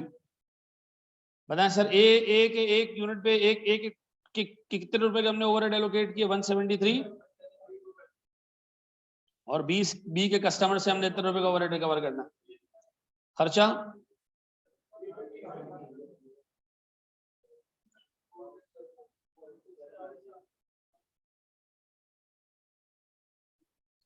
ऐसा है जी। क्विज कब शेयर होगा? क्विज शेयर हो जाएगा रात को 7, 7:30, 8 बजे शेयर हो जाएगा, ठीक है। 1 घंटे 1.5 में शेयर कर दूंगा, ठीक है। पढ़ जाऊँ आगे? जी मेरा बच्चा, तब भी आर्ट्स की बेसिस, ठीक है। अब हम जा रहे हैं सर एक कॉम्प्रीहेंसिव एग्जाम्पल की तरफ, ठीक है। ये बेस हमने पक्की कर ली। एक बात बताओ, डायरेक्ट मटेरियल में ये काम क्यों नहीं करते? सर वो प्रोडक्ट में ट्रेस करना आसान है, डायरेक्ट लेबर प्रोडक्ट में ट्रेस करना आसान है। आपको आराम से पता चल जाएगा एक प्लेट में कितना मटेरियल है, आपको आराम से पता चल जाएगा एक यूनिट प्रोड्यूस करने के लिए लेबर को आपने क्या पे किया है। लेकिन एक यूनिट पे रेंट कितना है, एक यूनिट पे फिक्स कॉस्ट कितनी है, ये मालूम करना मुश्किल है, तो हम अंदाजे से जाते हैं, ठीक है जी। जी बेटा,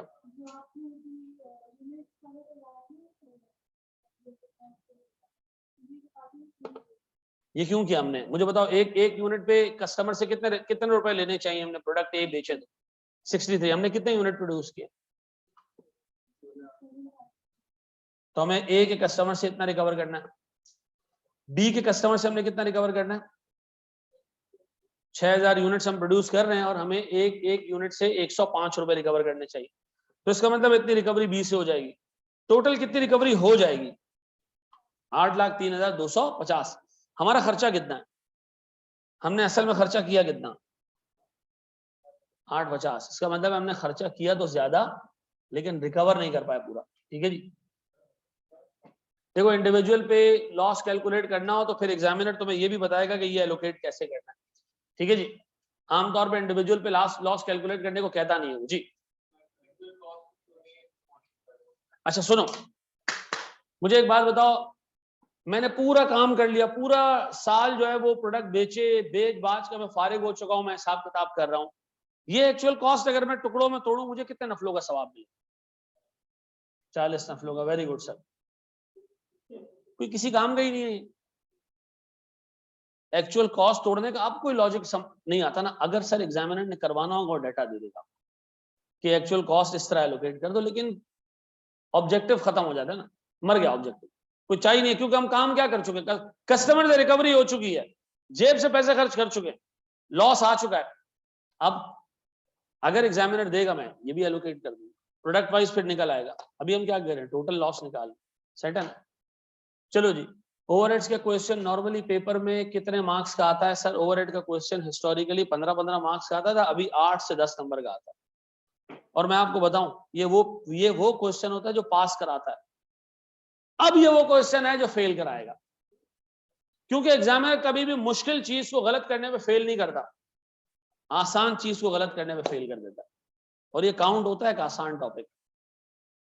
ठीक है जी। इसी में माशाल्लाह आप लोग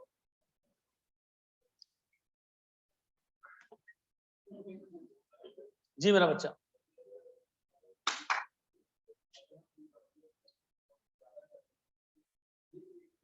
इनकम है, इनकम ट्रीट होगी, इनकम ट्रीट होगी कहां पर पता है? सिर्फ कॉस्ट अकाउंटिंग में, फाइनेंशियल अकाउंटिंग में नहीं। ठीक है, फाइनेंशियल अकाउंटिंग में नहीं, आपके कोर्स की बात नहीं है, जिसको समझ आ जाए अच्छी बात है, नहीं आए तो उससे अच्छी बात है। Inventory is recorded at lower of cost और एनआरवी। आप इन्वेंट्री पे जितना खर्चा है उससे ज्यादा पे इन्वेंट्री को रिकॉर्ड नहीं कर सकते। खर्चा कितना है हमारे 850, इन्वेंट्री कितने पे रिकॉर्ड होगी, 803 पे, तो लॉस आ सकता है, गेन नहीं आ सकता फाइनेंशियल अकाउंटिंग में। यहां आएगा, अगर हमने ज्यादा रिकवर कर लिया होता तो हम गेन बुक कर लेंगे, कोई टेंशन नहीं है। ठीक है जी। जी मेरा बच्चा, हाँ, कॉस्ट अकाउंटिंग के अंदर स्टैंडर्ड्स हैं, इंडिया वालों ने बनाए, लेकिन वो इंटरनेशनल नहीं है, इंडिया वालों ने बनाया। इंडिया वालों ने कॉस्ट अकाउंटिंग के स्टैंडर्ड्स बनाए, 13 स्टैंडर्ड्स उन्होंने बनाए, ठीक है, डिफरेंट चीजों के लिए, लेकिन वो इंटरनेशनल नहीं है, इसलिए कभी किसी अकाउंटेंसी बॉडी में वो टेस्ट नहीं हुआ आज तक। ठीक है जी। इंडिया वालों ने अभी बड़ा काम किया है इसके ऊपर। ठीक है जी। एज यूजुअल इंडिया वालों ने 30 साल पहले ना अपनी जवान नस्ल की तालीम में पैसा इन्वेस्ट किया, जब हमारे यहाँ जो है वो नूडल्स में पैसा इन्वेस्ट हो रहा था, ठीक है जी, पकौड़ों में इन्वेस्ट हो रहा था और चिकन क्यूब्स में इन्वेस्ट हो रहा था। ठीक है जी। हमने जो है वो खाने अच्छे प्रोड्यूस कर लिए, उन्होंने आज जो है वो तकरीबन 113-14 बिलियन की जो है वो बिलियन डॉलर्स का उनका आईटी का सेक्टर है जो एक्सपोर्ट करता है इतना। ठीक है जी। हमारे यहाँ से जो है वो आज जो बटन वाले गेम आते हैं बच्चों के, ठीक है जी, जिसमें वो आ रहा होता है कोई लाइन बनेगी तो कट जाएगा ऐसा। ठीक है जी। इंडिया का चार्टर्ड, पाकिस्तान का सीए दुनिया की मुश्किल तरीन क्वालिफिकेशंस में से एक है, ये दिमाग में रखना। ये क्वालिफिकेशन नॉलेज की का वो नहीं है, नॉलेज का बेस नहीं जिसपे परखा जाएगा। याद रखना ये ऐसी क्वालिफिकेशन है। आज 16 साल, आज मुझे जो है वो क्वालिफाई किया, वो 14 साल हो चुके, 2008 में मैंने क्वालिफाई किया, 2022 चल रहा है। आज भी कभी कभी मैं रात को ख्वाब में देखता हूँ कि मैं पेपर देने गया और मुझे पेपर समझ नहीं आ रहा, इतना ट्रॉमा है इस क्वालिफिकेशन का। ठीक है जी। मैं आपको ऑनेस्टली बताऊं, आपको अपने दिमाग को बड़ा कंट्रोल करके ये सारी चीजें जो है वो चलानी पड़ती हैं, टेंशन पालने पड़ते हैं, तो जाके आप क्वालिफाई होते हो। क्वालिफिकेशन के आगे अच्छा पैसा मिल जाएगा आपको, लेकिन ये क्वालिफिकेशन एक कमजोर दिल बंदे के लिए नहीं है, एक डरपोक इंसान के लिए नहीं है। ठीक है जी, याद रखना। बढ़े हम आगे दोस्त। उस दिन किसी ने फेसबुक पे लिखा था कि आफ्टर पासिंग द एग्जामिनेशन में 6 साल हो चुके हैं और मुझे आज भी ख्वाब आता है। मैंने कहा इधर इधर बाबू, 14 साल हो गए। आज भी मैं रात को सोच रहा होता हूँ, मैं आई कैब से रिक्वेस्ट कर रहा हूँ मुझे पेपर घर ले जाने दे दो, मैं अल्लाह की कसम करके ले आऊंगा। आई कैब वाला कहता है नहीं इधर ही करो। मैं ख्वाब देखता हूँ ऐसे। अच्छा सुनो, सारी चीजें छोड़ दो बेटा, पूरा फोकस अगले 15 मिनट तुमने सिर्फ सुनना है और एक छोटी सी इलस्ट्रेशन में तुम्हारे सामने रखूंगा और फिर उसकी बेसिस पे हमने सारा काम करना, ठीक है। सुनो दोस्त, सर साल का पहला दिन है, first day of the year, छोड़ दो सारी चीजें, बोर्ड पे देख लो, सब कुछ छोड़ दो। ये अगले 15 मिनट में कॉन्सेप्ट सेट करना है जो हमें पूरा चैप्टर अब आसान बना देगा हमारे लिए। साल का पहला दिन था, मैं अपने प्लानिंग मैनेजर के साथ, प्लानिंग मैनेजर वो बंदा होता है जिसको कंपनी की हर एक कॉस्ट का अंदाजा होता है, ठीक है, बजट बनाता है वो। मैं उसके साथ बैठा हुआ हूं, मैं उसको कहता हूं यार एक बात बताओ, अगले साल, आने वाले साल में हमारे जो फैक्ट्री में ओवरहेड्स इनकर होंगे वो कितने इनकर होंगे। यानी वो क्या बता रहा है मुझे, बजट बता रहा है। क्या बता रहा है, किस चीज का, फैक्ट्री ओवरहेड्स का। किसका? उसने कहा भैया हमारा इंशाल्लाह ताला हीटिंग एंड लाइटिंग, ये क्या, ये जो सेवर वेवर लगे हुए, जो एसी लगे हुए, ये क्या कहलाते हैं, हीटिंग एंड लाइटिंग। उसने कहा भाई अगले साल इंशाल्लाह 1.5 लाख का खर्चा इसका होगा। मैंने कहा थैंक यू। मैंने कहा इसके अलावा, उसने कहा जी बिल्डिंग का रेंट हमें पे करना पड़ेगा, फैक्ट्री का रेंट 2 लाख रुपए। मैंने कहा वेरी गुड, और सोचो। उसने कहा भैया मिसाल के तौर पर हमें इंश्योरेंस के पैसे देने पड़ेंगे, मशीनों की इंश्योरेंस 1.5 लाख रुपए। ये कौन बता रहे हैं मुझे सारी चीजें, प्लानिंग मैनेजर। किस दिन, first day of the year, ठीक है। फिर उसने कहा जी हमारे पास जो है वो मेंटेनेंस का खर्चा आएगा, मशीन्स मेंटेनेंस का, ये आएगा 1.5 लाख। मैंने कहा ये कब आएगा, उसने कहा ये किसी एक मखसूस महीने में आता है साल के, हर रोज नहीं इनकर होता, हर महीने इनकर नहीं होता, किसी एक मखसूस टाइम पे आता है। मैंने कहा अच्छा अच्छा, मतलब अगले साल आएगा ना। उसने कहा जी जी जी जी आएगा।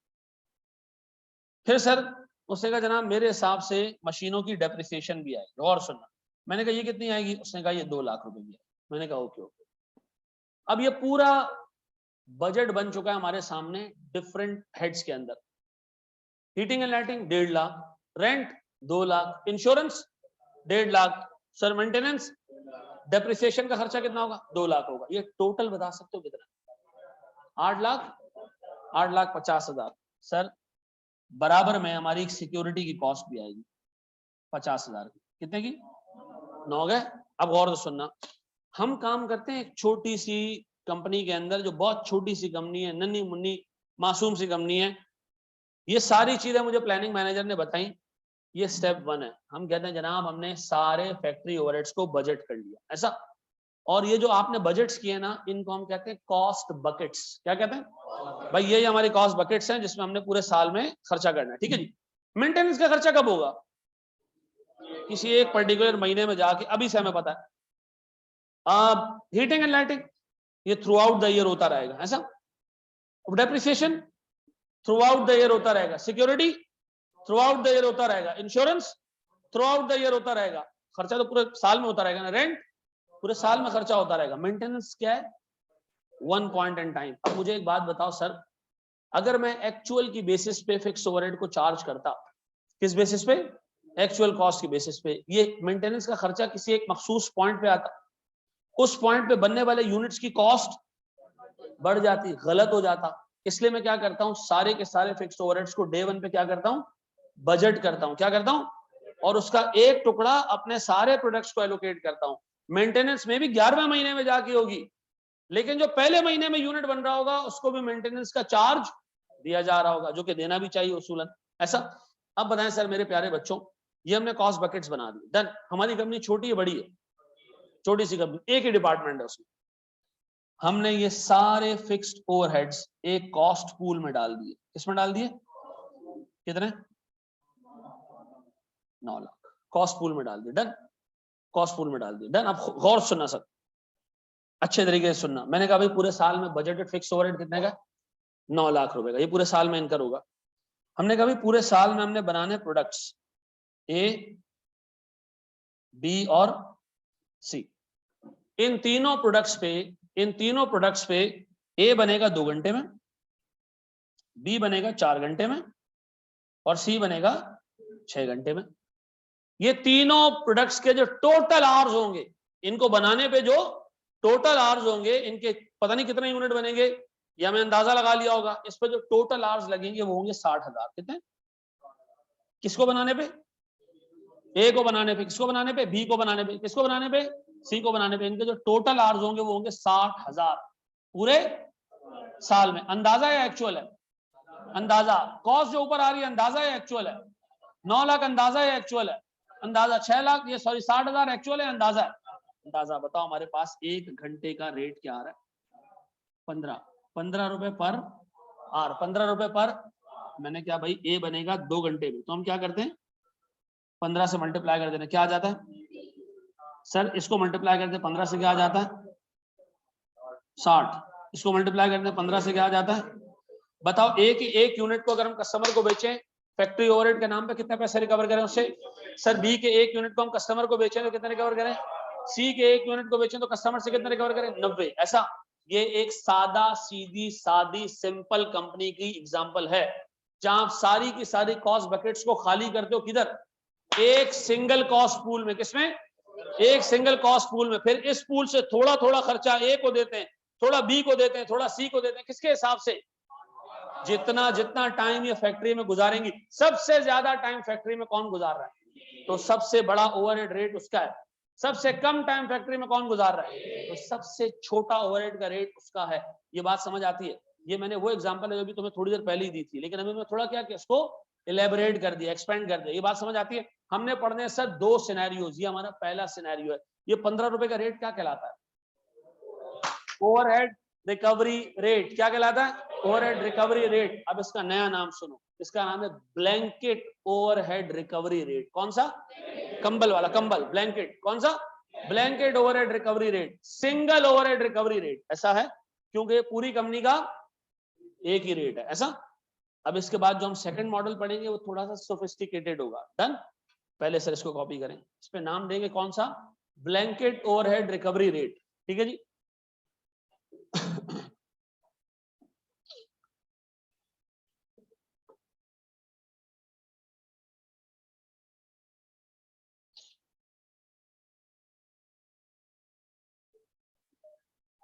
Single overhead recovery rate. मुन्ने बच्चे प्लीज मुझे बताओ, अल्टीमेट इस पूरे एक्सरसाइज का ऑब्जेक्टिव क्या है? यहां से कॉस्ट निकाल के प्रोडक्ट तक लेकर आना ताकि कस्टमर से रिकवर की जा सके। अल्टीमेटली कॉस्ट बकेट से कॉस्ट कहां तक लेकर आना? प्रोडक्ट तक लेकर आना, ताकि इसको बेच के कस्टमर से पैसे। अगर एक प्रोडक्ट की कॉस्ट ही नहीं पता होगी तो उसकी प्राइस कैसे निकलेगी? और प्राइस नहीं पता होगी तो बेचेंगे किस रेट? ऐसा। तो सर हमें क्या मालूम करना है? Ultimately all the overhead cost must be absorbed by the products. ठीक है, इस प्रोडक्ट को हमने चार्ज कराना है और फिर बेच के पैसे रिकवर करने। ऐसा। बड़े एक स्टेप आगे। अच्छा, अब थोड़ा सा सोफिस्टिकेटेड मॉडल। अब एक बड़ी कंपनी है सर हमारी। ठीक है जी। हम इस वक्त बैठे हैं सर 1929 की एक शाम को, और आज जो है वो 31 दिसंबर है। आज रात को जो है वो डिफरेंट जगहों पे प्रोग्राम्स हैं, मुशायरे हैं। हम प्लानिंग कर रहे हैं किसकी? अगले साल की। गौर से सुनना दोस्त, हैं? आजादी की जंग चल रही है। किस चीज को आजाद कराना चाह रहा है भाई? यहाँ देगा पाकिस्तान किसको बोलता है? हाँ, यहाँ देख लें सर।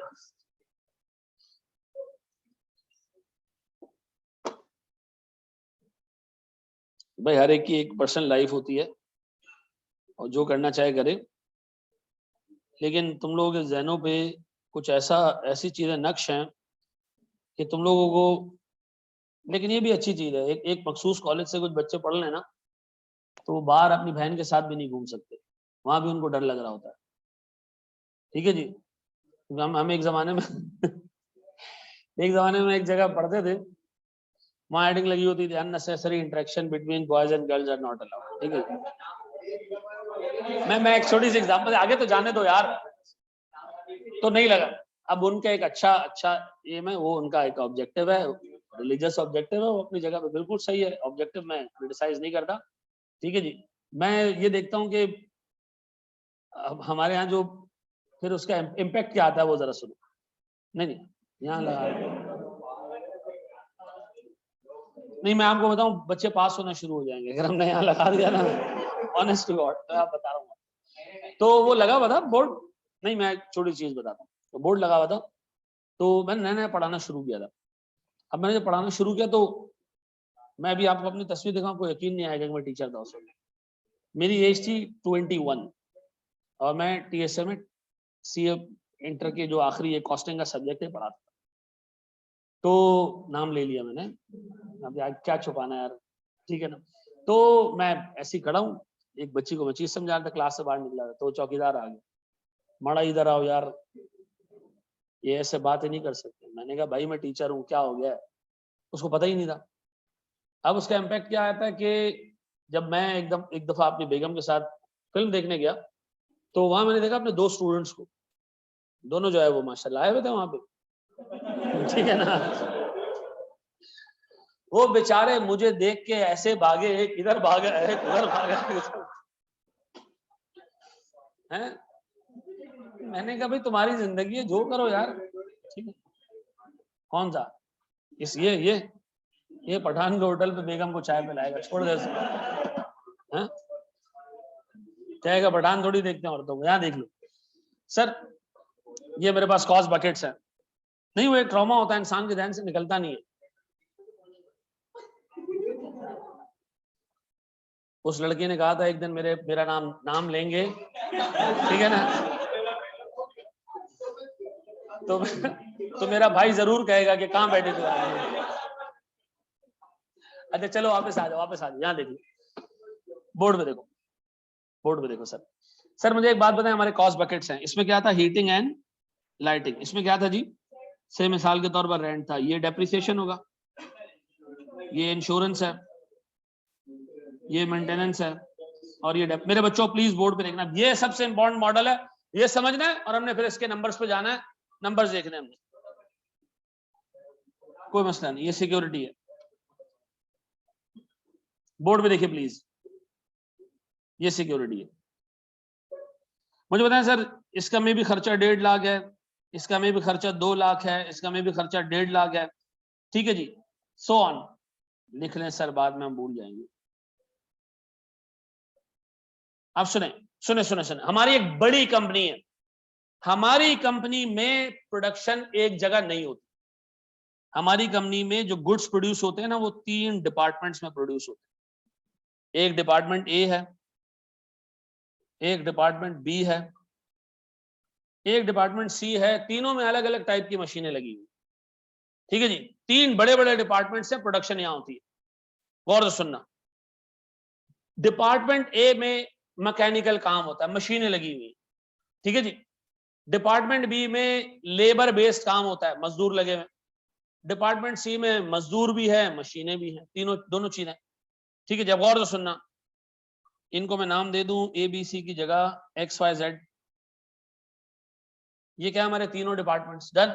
अब सुनना जरा दोस्त, गौर सुनना, डिपार्टमेंट एक्स में प्रोडक्ट ए,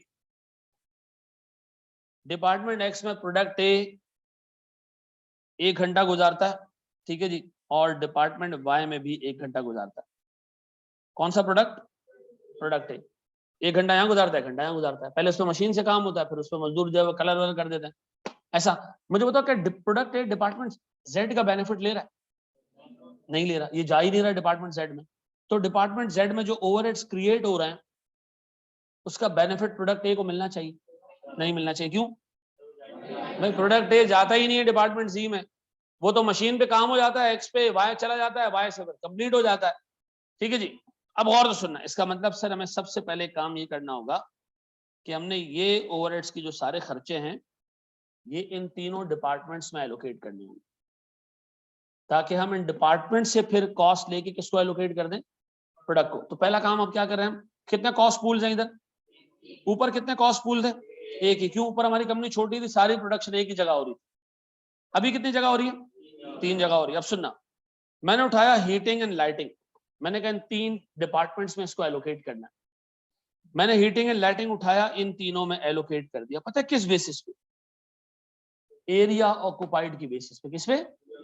जिस डिपार्टमेंट ने जितना ज्यादा एरिया घेरा है, हमने देखा उधर उतने ज्यादा सेवर लगे होंगे और उतने ज्यादा एसी लगे हुए होंगे, तो हमने सबसे पहले हीटिंग एंड लाइटिंग को उठा के एलोकेट कर दिया किसमें? 3 प्रोडक्ट्स के अंदर। किस पे? एरिया की बेसिस पे। सी या सॉरी जेड जो है वो ज्यादा बड़ा डिपार्टमेंट था, उसको ज्यादा एलोकेट हो गया, वाई को कम एलोकेट हुआ, एक्स को मे भी उससे कम एलोकेट हुआ। कौन सी कॉस्ट बकेट आपने खाली कर दी? Heating and lighting. अच्छा, ऊपर आपने क्या किया था? सारी बाल्टियां उठा के फेंक दी किसमें? ए की कॉस्ट पूल में फेंक दी। यहां आप क्या कर रहे हो? आपने पहली बाल्टी खाली की इन तीनों में। किस बेसिस पे? एरिया की बेसिस पे। रेंट, ये भी एरिया की बेसिस पे इन तीनों को एलोकेट कर दो। सबसे ज्यादा खर्चा में भी जेड को एलोकेट हुआ, उसका एरिया में भी बढ़ाओ। फिर हमने उठाया डेप्रिसिएशन मशीन की। मशीन की डेप्रिसिएशन उसके हिसाब से उठाई जो मशीन वैल्यू है। अच्छा, मशीन एक्स में है, मशीन जेड में है, मशीन वाई में तो है ही नहीं, तो उसकी कोई कॉस्ट वाई को एलोकेट नहीं हुई। इंश्योरेंस मिसाल के तौर पर हमने इन तीनों में एलोकेट कर दी। मेंटेनेंस हमने इन तीनों में एलोकेट कर दी किसी भी रीजनेबल बेसिस पे। सर सिक्योरिटी इन तीनों में एलोकेट कर दी। अब बताओ सारे कॉस्ट बकेट्स खाली हो चुके हैं किसमें? 3 कॉस्ट पूल्स में। ऐसा 3 कॉस्ट पूल्स में खाली हो चुके। गौर से सुनना, अब हमने निकालने 3 ओवरहेड रिकवरी रेट। कितने ओवरहेड रिकवरी रेट निकालने? हमने देखा भाई एक्स के अंदर 20,000 घंटे का काम होगा। अच्छा, एक्स की टोटल ओवरहेड बने से मिसाल के तौर पर 6 लाख, वाई के ओवरहेड्स बने से मिसाल के तौर पर 2 लाख, और जेड के ओवरहेड्स मिसाल के तौर पर 1 लाख बने। 9 लाख इन तीनों में एलोकेट हो गए। सबसे ज्यादा खर्चा किसके पास है? एक्स के पास है। इसके पास आया होगा मैं किसी रीजन की वजह से, एरिया ज्यादा होगा, मे बी इसका कोई ना कोई रीजन होगा जिसकी वजह से 6 लाख कॉस्ट आई। सारी 9 लाख की कॉस्ट जो कॉस्ट बकेट्स में थी कहां गई? अब इन 3 कॉस्ट पूल्स में आ गई। ऐसा ऊपर वाले केस में किस कॉस्ट पूल में आई थी? एक सिंगल कॉस्ट पूल में। इसलिए हम ऊपर वाले को क्या कह रहे थे? Single overhead recovery rate. अब बताओ, इधर 3 डिपार्टमेंट्स हैं, तीनों में कॉस्ट खाली हो चुकी है। कौन सी कॉस्ट? सारी कॉस्ट बकेट्स। ऐसा ये बजटेड कॉस्ट है, एक्चुअल कॉस्ट है? बजटेड कॉस्ट है। ये सारा काम किस पे हो रहा है? अंदाजे पे। सारा काम किस पे हो रहा है? अंदाजे पे। मेरे बच्चों अब सुनना, मैंने कहा भाई इसमें टोटल 20,000 घंटे का काम होगा, इसमें भी टोटल 20,000 घंटे का काम होगा, इसमें भी टोटल 20,000 घंटे का काम होगा। मुझे बताओ इसका OAR कितना है? ओवरहेड एप्लीकेशन रेट या रिकवरी रेट? 30 इधर, 10 इधर, 5। अब और तो सुनना, मैंने निकाल लिया सर ओवरहेड रिकवरी रेट पर आर, पर यूनिट, पर आर। ऐसा अब और सुनना, ए का एक यूनिट, प्रोडक्ट ए का एक यूनिट कितने घंटों में बनता है? 2 घंटे में। गौर से सुनना, 1 घंटा ये इधर गुजारता है, 1 घंटा ये इधर गुजारता है, यहां जाता ही नहीं। 1 घंटा डिपार्टमेंट ए में गुजारता है, 1 घंटा डिपार्टमेंट बी में गुजारता है, सी में जाता ही नहीं। बता इसमें मैं कितने रुपए का ओवरहेड रिकवर करूं? सर 1 × 30, 1 × 10, टोटल कितने हो गए? तो एक यूनिट से 40 रुपए का ओवरहेड रिकवर करूं। अच्छा, पहले कितना रिकवर हो रहा था, अब कितना हो रहा है? बताओ ज्यादा सही तरीका कौन सा है? नीचे वाला। क्यों भाई? देखिए वो सी में डिपार्टमेंट एक्स डिपार्टमेंट जेड में गया ही नहीं है प्रोडक्ट ए, तो हमने डिपार्टमेंट जेड की कॉस्ट का कोई हिस्सा ए को एलोकेट। अच्छा आप सुनना, बी कितने कितने आवर्स में बनता है? बी कितने आवर्स में बनता है? 4। सर ये इधर कोई घंटा नहीं लगाता, इधर लगाता है 2 घंटे, इधर लगाता है 2 घंटे। अब बताओ सर मेरे पास एक्स की कॉस्ट एलोकेट होगी बी को? नहीं। क्यों? डिपार्टमेंट एक्स में उसने टाइम ही, वापस से रिपीट कर रहा हूं, बताओ हमने सबसे पहला काम क्या किया? सारे कॉस्ट बकेट्स भरे, और कॉस्ट पूल्स हमारे पास 3 थे। 3 अलग अलग डिपार्टमेंट्स हैं जहां प्रोडक्शन हो रही है। डिपार्टमेंट एक्स में मशीन्स पड़ी हैं, डिपार्टमेंट वाई में लेबर है, और डिपार्टमेंट जेड में क्या है जनाब? ब्लैंकेट ओवरहेड रिकवरी रेट क्यों कहते हैं?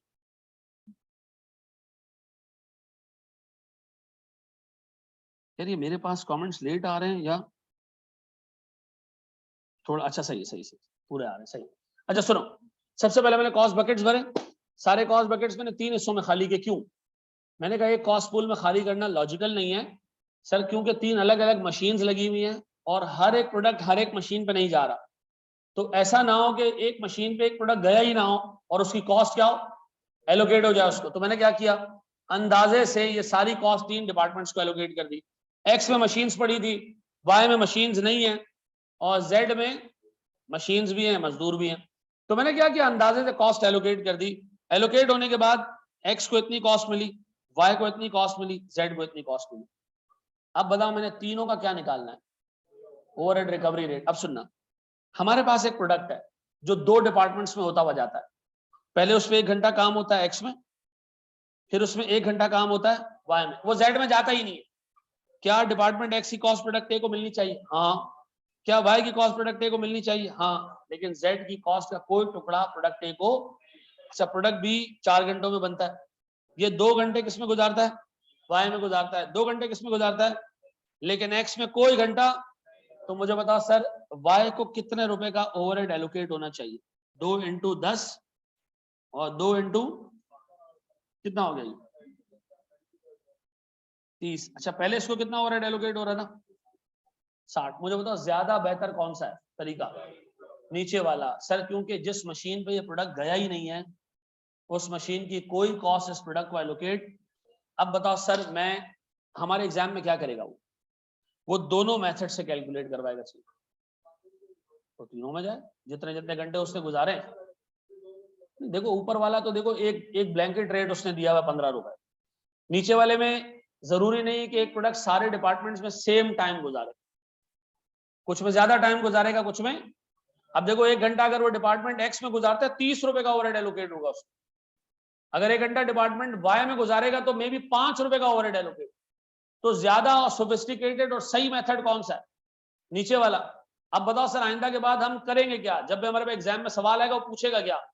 वो मोस्ट ऑफ द टाइम्स ये पूछता है कि कंपनी एक सिंगल रेट यूज कर रही है, बताओ डिपार्टमेंटल रेट जाने पे कॉस्ट में कितना फर्क आ जाएगा। जैसे ए की कॉस्ट ऊपर वाले से क्या आ रही थी? 30, नीचे वाले से क्या आ रही है? 40।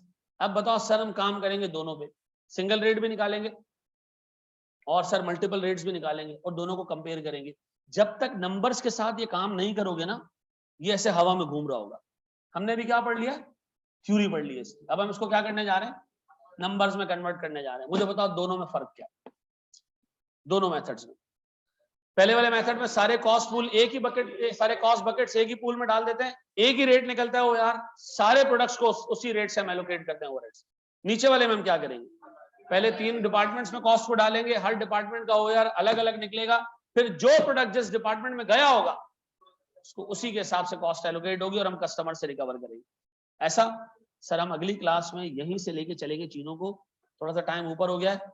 अच्छा जी, मुझे बताओ इस क्लास में से